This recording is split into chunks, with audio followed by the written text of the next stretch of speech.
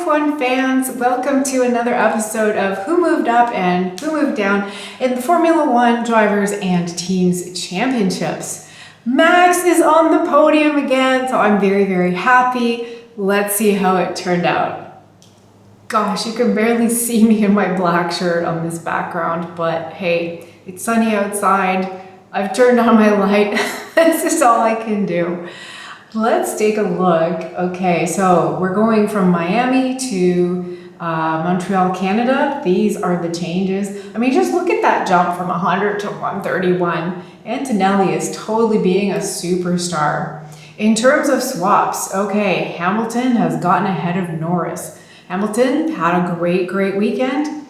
Norris got caught up in that whole shenanigan where McLaren took a chance on intermediate tires. The road was a bit wet, but only in some corners, and they thought it would rain more, but it didn't. And so then they had to pit again, like what, at lap 1, lap 2. So yeah, that was a big down for Lando. I think his only points, his only points were from the sprint race, whereas Hamilton had a great weekend. So there we have it. Lewis gets ahead of Lando.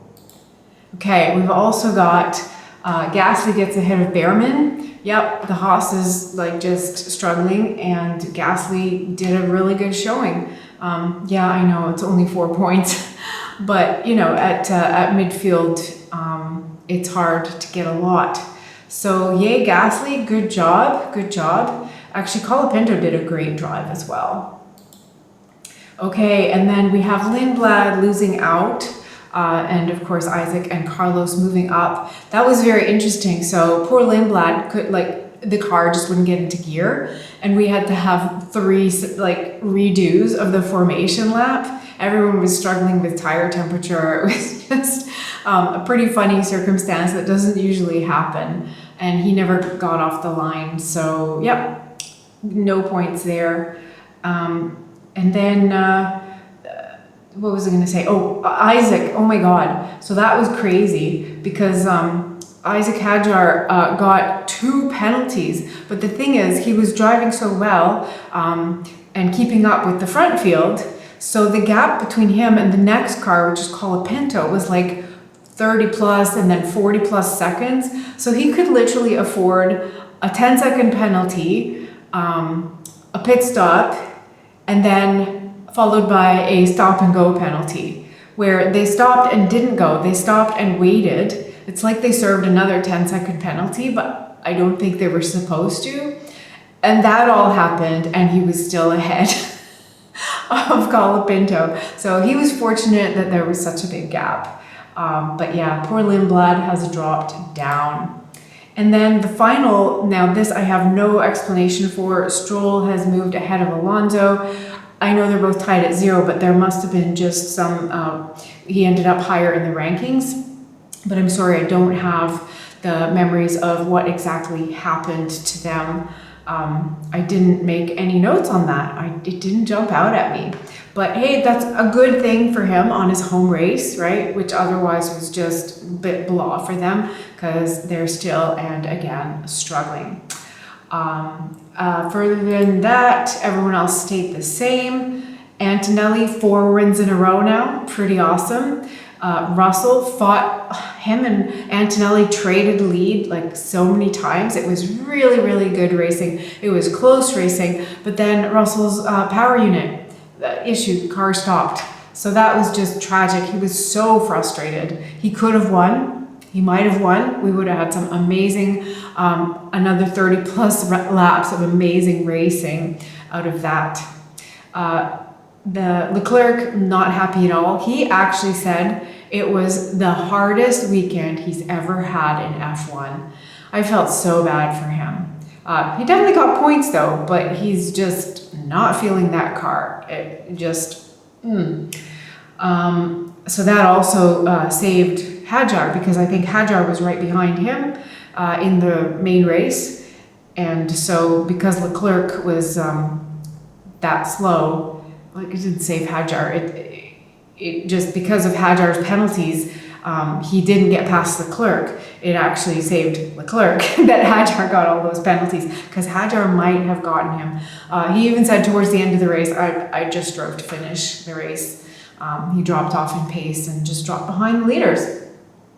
Oscar also bad race on race day. His points are from the sprint race, but he managed to end up in P11 from starting on intermediate tires, which had to be changed pretty much immediately. So that was pretty lucky, a good getaway. Followed by Max. They're close now. We will look at the closeness in a bit. Max finally getting a podium, actually sort of feeling good in the car. They definitely have stuff to sort out, but he's actually feeling okay, like he can do something with this car. He had a good fight with Hamilton towards the end. That was awesome. I thought he might stay ahead because Hamilton was catching, but catching is not passing. I was hoping that, it would just take too many laps for Hamilton to actually pass, because the cars had different strengths at different parts of the track. But I heard that, I don't want to just glorify Max Verstappen, so if this is wrong, please disregard it. But I heard that Max didn't have power when he needed it, even though his battery had power available, so something actually might have gone wrong there. But nonetheless, Hamilton was there. Like, whatever it was that happened, he was just right past. He was ready. He was happy. He's like a new driver. He's ready to fight this thing and take it forward with Ferrari. His first best result, and I think first podium with Ferrari, and Max's first podium this year. So two very, very happy drivers. Lawson, same, drove very well. Colapinto, same, drove very well. Everyone's still struggling at the back. Albon, horrible, like just horrible. Got hit a marmot, I think they said. I don't know, we have marmots in Canada. We have things like raccoons. But anyways, he hit something, and we have squirrels in Canada. So he crashed out of FP1, so they had to fix his car. And so he didn't even get FP1, and then right into sprint quali, sprint race, quali, main race. And then he got hit by, who hit him? I forgot who hit him. But yeah, so basically tons of damage and much apologies, and he was out. Was it Hulky? I'm just so not sure right now. Everyone else still struggling. The Cadillac's holding ahead of Aston Martin. Let's take a look at the differences, the gaps. I have forgotten the button to press. Let me find that. Rightio, there's a little button right there that I forgot about. I was hitting the letter B. Okay, wonderful. By the way, if any of you like this and would like this app, I could potentially make this available as a website.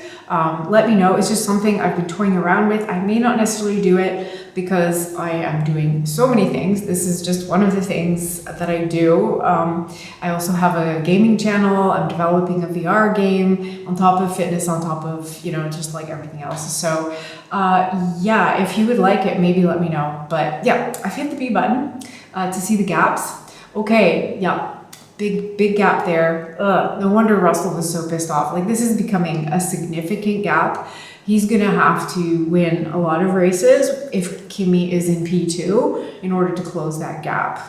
A little bit closer here, but Leclerc not feeling happy. Definitely close here. Let's see, Hamilton was, oh wow, okay. Yeah, much bigger gap before. Hamilton is catching Charles. Charles needs to figure out why that car isn't feeling good for him.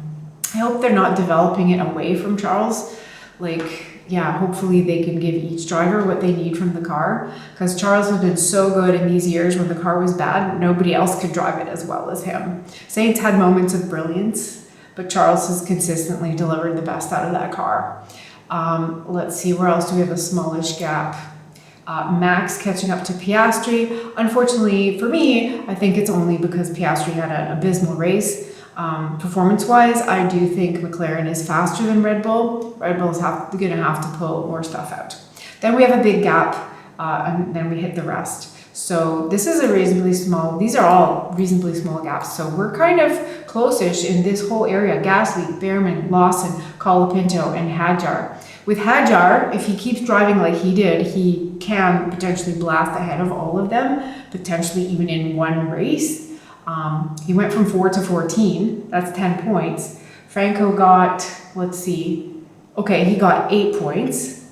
It's less, but it's very respectable. Lawson got 6 points. Behrman got 1 point. Gasly got 4, I think we said. So yeah, Hajar, I believe, has the capacity to jump ahead of them. We'll see. Another closeness over here between Lindblad and Saints. Lindblad was kind of comfortably, well, no, they were tied. And now the difference is 1. So this battle can definitely continue. We have a battle here, Ocon and Bortoletto. We have a tie, so that's all. This is all, I'll just add one more. This is all pretty close amongst, I just want to say amongst the people who have points, but Hulky's clearly close. But you know what, if he's close, all of them are. And so yeah, the remaining 5 drivers are still without points. Pointless, not pointless. Haha. All right, let us check the teams. Okay, on the teams, we've got here. Okay, the Racing Bulls get ahead of Haas. Because yeah, Haas has just been struggling, whereas Lawson did great.